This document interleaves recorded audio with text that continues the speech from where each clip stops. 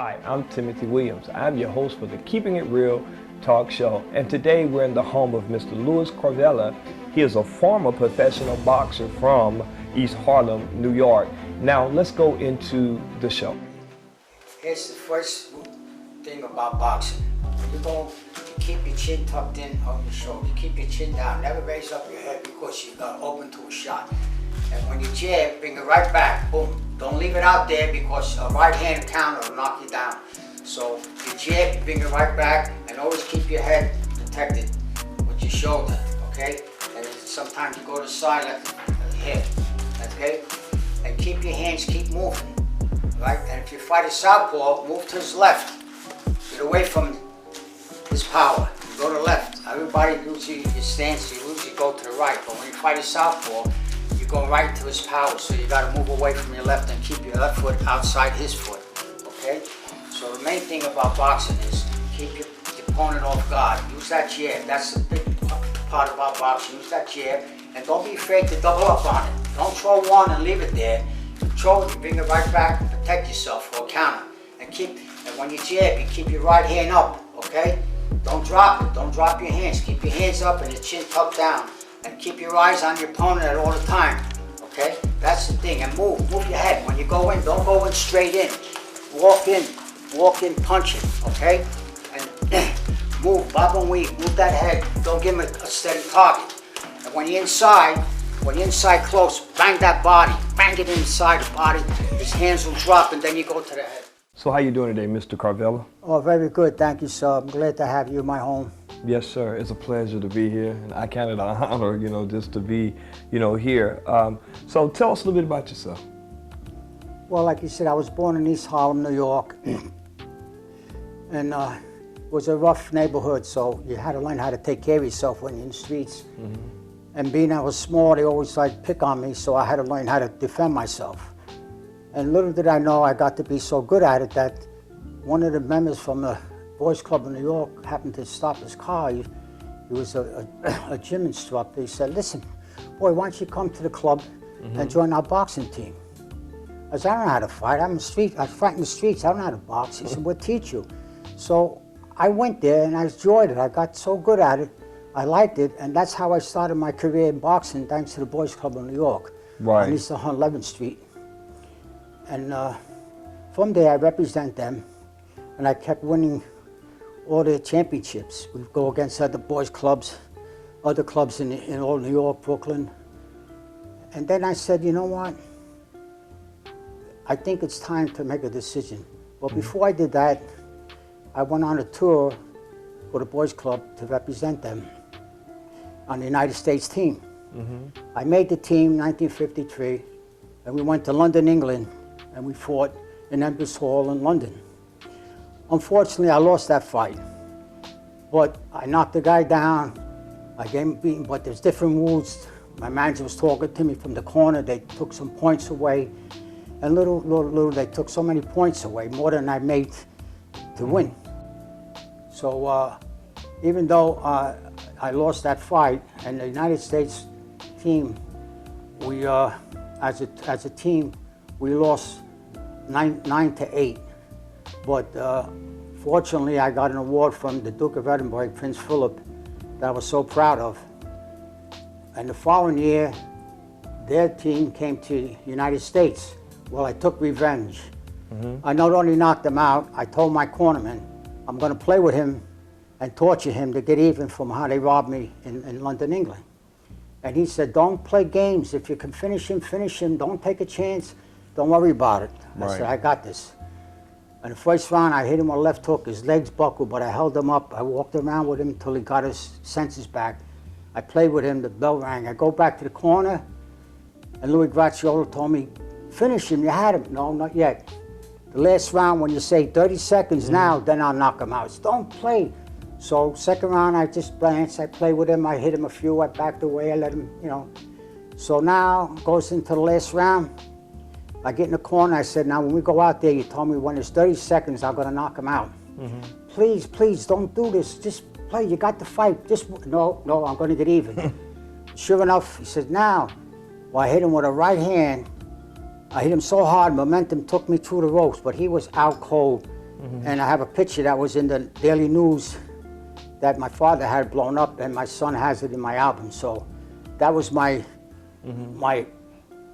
long victory that I was so proud of. Right. To get even, my only fight that I lost at that time. Wow, wow. So from there, you went on to the professional? And then, yeah, it's 1954. I started training. I had some more amateur bouts, and then I said, you know what? I'm tired of winning all the medals and trophies. I want to fight for money now. Now I'm a professional. I think I'm ready for it. And I turned pro, and I was very good. I did good. I never got hurt. And a lot of times people say, oh, you're a fighter, you don't look like a fighter. But I had no marks on me. So I said, damn it, how's a fighter look? You know, there's no something. So one fight, I had a tough fight with John Flood. And I got my lumps. Luckily, I won. But then I said, the next day, my eye was swollen. And I had a bump on my eye. I said, you know what? I don't want to look like a fighter no more. So, I learned the hard way. But anyway, throughout the years, and then I retired. When I retired, I trained fighters. And I had a two-time world champion, James Buddy McGurk, who went on to win the welterweight and middleweight championship, who is now in the Boxing Hall of Fame up in New York, where the Boxing Hall of Fame is. Right. And my passion is to train fighters, teach kids how to get off the street, defend themselves, and get in physical activity, build up their body and their mind. Right. So I'm very passionate about helping young kids. Definitely. And I came here to op with that intention, but unfortunately the city, to no avail, didn't anything for me, so unfortunately it's time to move on. Right. And I guess move out of op and go on to greener pastures. Right. So I noticed even in the picture, we're gonna blow it up and they're gonna be able to see it. But it showed where you was working with some young kids. Where did you do that at? In New York City. Oh, okay. In my home, I had a big house, a full basement. I turned into a recreation hall. And luckily, the city of Islip, New York, sponsored me. They gave me a grant after they seen I was having these kids come into my home and pulling money out of my pocket. So I got a grant from the city, like I said, Islip, New York. And with that, I used to buy the kids refreshments and come in. And my wife used to take the girls upstairs, teach them sewing. I had the boys downstairs, teach them boxing. So we had a full curriculum going on with the kids in the neighborhood. Yes, sir. Yeah. And that's what I thought I could bring here to op. The reason why I moved here, besides my daughter helping me with my wife, who's not so well, I figured that the city will give me, with my credentials, will give me a place where I could train these boys and girls, you know, also. But I guess they didn't come through with it, so I'm very disappointed.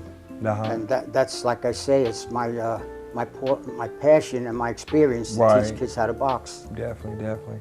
Yeah, I noticed how you was moving earlier. You know, you still got it. So tell us how old you are. I'm 84 years old. Wow. Young, 84 young. There you go. There you go. There you go. And still have passion for young people, and that's what I like. You know what I'm saying? You know. Because.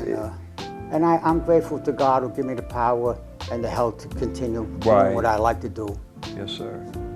You're in great health, and you know when my daughter told me about the passion, about the love for young people, I said, oh yeah, you know what I'm saying? Yeah, because that's what the youth need, you know. Right. I want to see them, especially after school. Yes, sir. A lot of them are not athletically inclined to play basketball or baseball. They might be shy, so I would go one-on-one with them in the gym and talk to them, get their confidence up, and teach them. And even though if they don't, want to go box outside the ring, in the street, but at least they get off the streets. They learn some self-confidence. That's right. And they do something worthwhile. To pass time when school is out. That's right. And I'm surprised at the city. I'm sure that all the schools here, they must have one empty school gym after school. Or in the summer when school is out. And I let it be known to the councilmen, to the mayors, to everybody. In fact, when I moved here, the Op newspaper did a nice article on me. And they welcomed me to Op Alabama, former lightweight, now called Op Home. And I spoke to several politicians about what I like to do, but unfortunately, nothing materialized. So I'm really disappointed. So it's time, like I said, for me to move on. Right. And I love your passion, because That's what I do. I love working with young people. And Your daughter told me about it. That's why I'm Yes, glad sir. I met you. And I see we have something in common. Right. You Yes, know, sir.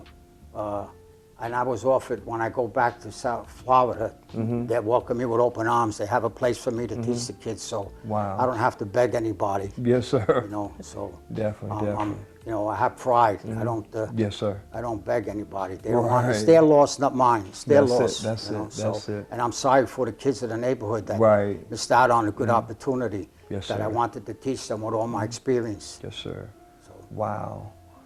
Once again, you all, Mr. Louis Caravella, a former lightweight professional boxer, you know, once again, he has a passion, has a love, and he wants to work with the young people and, you know, pass off that skill to them. And most of all, you know, like you said, you know, idle mind, you know, kids, you know, if their mind's not idle, they'll get into anything. They get in trouble. You know, they'll get in trouble. And I just want to say one thing. I want to, if I may, Yes, sir. dedicate this to my good friend who passed away.